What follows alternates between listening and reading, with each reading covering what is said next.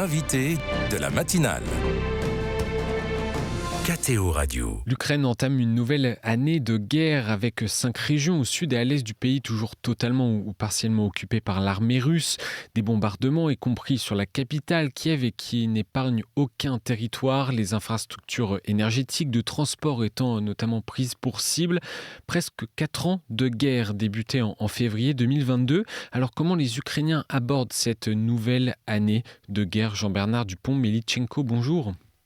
Bonjour Maxence. Merci d'être avec nous. Vous êtes notre invité pour parler de l'Ukraine ce matin. Vous êtes agrégé d'histoire et spécialiste de l'immigration ukrainienne en France.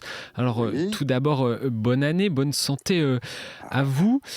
Z Novim Rokom, voilà, en ukrainien. Comment a été vécu ce temps de Noël et cette période de fête en Ukraine?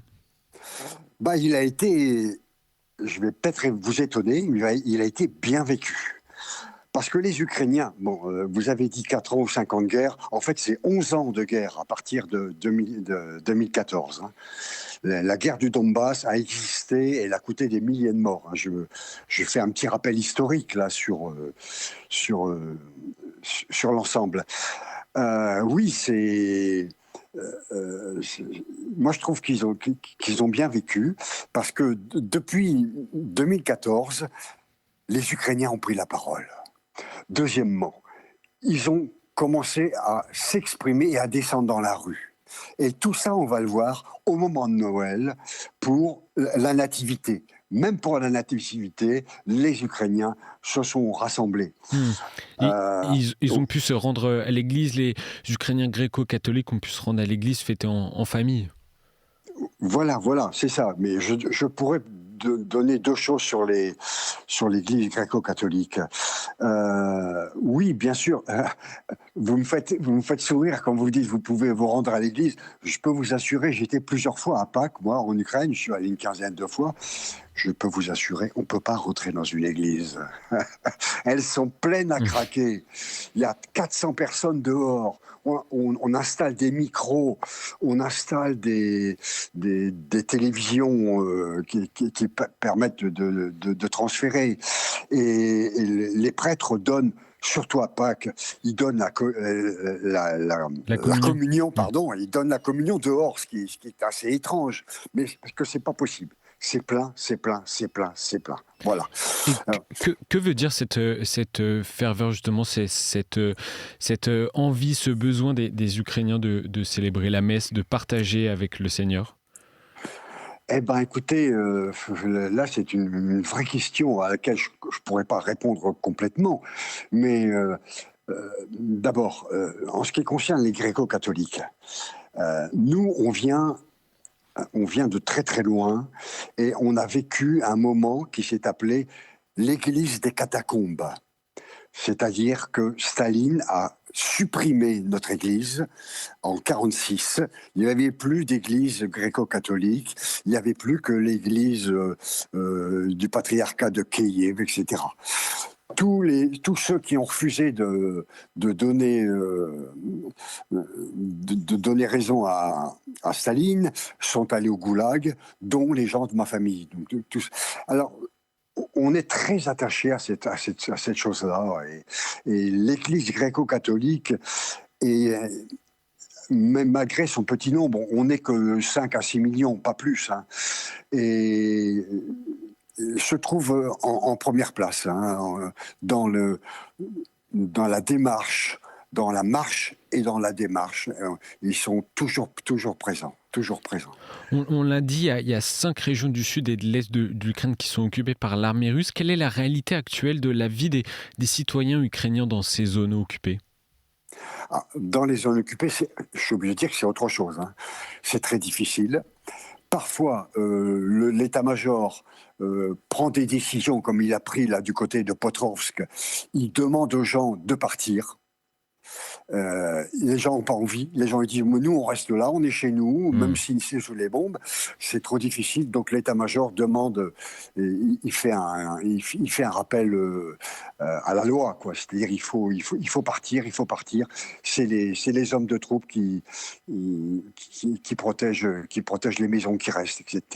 Vous avez des origines dans une région de l'ouest de l'Ukraine, a priori loin Oui, de la ligne de front, mais vous me oui. disiez là aussi en préparant l'interview que la guerre est aussi visible, qu'il y a aussi des bombardements, il n'y a aucun territoire qui est épargné. Voilà.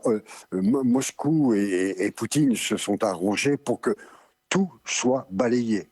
C'est-à-dire qu'on a attaqué Lviv, qui est la capitale de la Galicie et de la Volhynie, Ternopil, Ivano-Frankivsk, qui sont les trois grandes villes sous préfecture, disons, les préfectures, ont eu plusieurs fois par semaine. Les gens sont allés dans les abris, les gens sont allés euh, pour se Mmh. protéger. On met des filets maintenant, on met des filets pour les drones. Au-dessus des Et routes, oui. bon, oui, au-dessus des routes, moi je sais parce que j'ai ma nièce qui me téléphone quasiment toutes les semaines. Et donc voilà, c'est vraiment très difficile. Alors justement, j'ai fait une petite remarque, moi. J'ai travaillé avec mes amis de Kiev. Et je leur ai posé la question, mais vous avez des abris anti-aériens, peut-être souterrains, pardon, mais anti-aériens aussi. Et quelquefois, je vois que des gens n'y vont pas, qui refusent d'y aller, qui disent bon, ça ne sert plus à rien. Alors ils m'ont dit, écoute, on va faire un, on a fait une infographie, en quelque sorte. C'est-à-dire, il y a trois périodes. La première période, c'est 22, 23, c'est le début. C'est la peur. C'est la peur des bombardements. Alors là, tout le monde va dans les abris. C'est parfait. Et puis, moi, j'avais remarqué, quand je téléphone à Kiev notamment, il s'agit des villes, pas de la campagne, qu'on commence à s'habituer, que les gens disent oh, finalement, finalement, on reste chez nous, etc., etc. Moi, j'étais inquiet et même mes amis très proches m'ont dit oh, ben non, nous, on n'y va pas. On va à la campagne chez des amis. Non, non, on va pas, on va pas. Et puis, là, la dernière discussion que j'ai eue pour préparer ce travail avec vous, c'est que les bombes sont tellement énormes. C'est des bombes qui font 1500 kilos, qui sont volantes. C'est une invention des Russes. Et là, là, il y a de nouveau, ça fait tellement de dégâts, on peut abattre un immeuble de 4 à 5 étages avec deux bombes. Les gens sont retournés dans les abris souterrains. Voilà la petite chose qu'on a mis en place. Jean-Bernard Dupont-Melitchenko avec nous. On parle beaucoup de la résilience du peuple ukrainien. Ouais, ouais, ouais. Qu'est-ce que les populations mettent en place pour survivre à cette guerre et continuer leur vie ? Voilà. Ça, c'est bien le mot résilience et le mot résistance aussi. C'est pas la même chose. Mais la résilience, c'est être capable de comprendre ce qui se passe et de changer d'attitude, mais en restant toujours face à l'adversaire. Alors, moi, je dirais, la première chose, c'est vivre comme avant. C'est-à-dire que moi, j'ai téléphoné 2-3 fois à Kiev chez mes amis. Ils m'ont dit, écoute, toute la nuit, on a été harcelés par des bombes. Il y a des morts, mais il y a une exposition de peinture. On va y aller. Je lui dis, mais c'est parfait. C'est ce que Poutine ne peut pas supporter. C'est ce que les Russes n'acceptent pas. C'est que vous soyez des gens normaux. Et voilà. Donc la première chose, c'est on continue, on vit.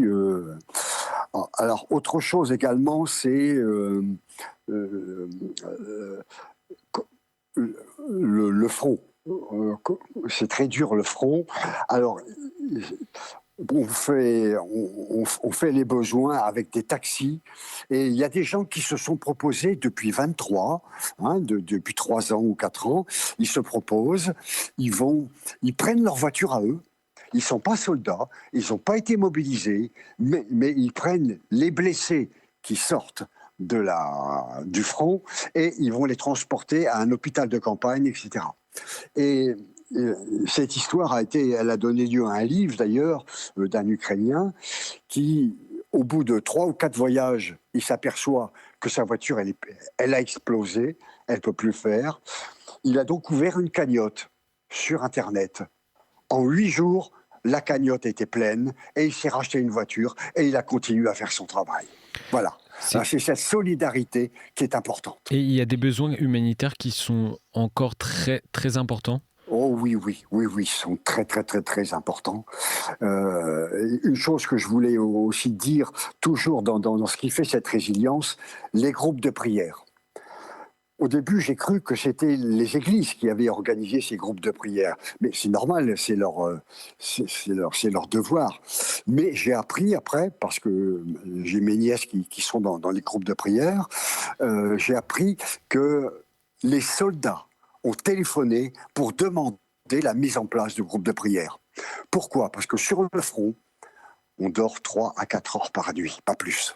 On n'a pas le temps. On n'a pas le temps de prier.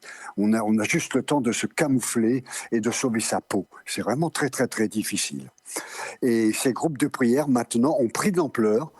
Ils se contentent pas seulement de prier et d'échanger des nouvelles. Ils sont prêts à aider les militaires. Les militaires qui ont besoin de vêtements chauds pour l'hiver. Les militaires qui ont besoin de chaussures neuves. Tout ça, ils aident beaucoup. Ça, c'est important aussi dans la résistance.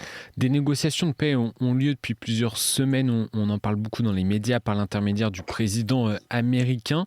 Quel est l'état d'esprit en Ukraine face à ces négociations et cette possible paix ? On n'y croit pas. On ne peut pas y croire. On n'y croit pas parce que ça fait 5 fois que ça change. Poutine veut tout le front, c'est-à-dire le tronc, ça fait 5 fois, 5 oblasts, c'est énorme. C'est de la Crimée jusqu'à la frontière. Donc on ne peut pas accepter ça, c'est invivable. Pour eux, c'est invivable. Donc nous, c'est pas possible. On n'y croit pas. Qu'est-ce qui est important, qu'est-ce qui est primordial pour les Ukrainiens en vue d'une possible paix ? Qu'on les laisse vivre en paix. Qu'on les laisse vivre en paix, c'est pas possible quoi, de vivre comme ça. Je l'ai dit hier, il y a 80% qui sont pour la paix et il y a 80% qui disent on lâche pas nos territoires. Il y a nos enfants aussi, il y a 20 000 enfants qui ont été capturés, qu'on n'a pas retrouvés. Bon, tout ça, il faut le régler par la paix. C'est ce que l'on peut souhaiter comme vœu aux Ukrainiens pour 2026 ? De continuer à résister, de continuer à vivre, parce qu'il y a eu des grandes promenades, là, des grandes marches à Noël avec les étoiles de Noël. J'ai compté à peu près à Kiev plusieurs dizaines de milliers de personnes dans la rue. C'est pas une manifestation, il y a de la joie. On chante et on fête la nativité. On fête la nativité tous ensemble. Voilà. Merci Jean-Bernard Dupont-Melitchenko d'avoir été avec nous et je permets de citer l'un de vos ouvrages, un livre référence sur l'immigration ukrainienne en France, les Ukrainiens en France aux éditions Autrement. Bonne journée à vous. Merci, au revoir.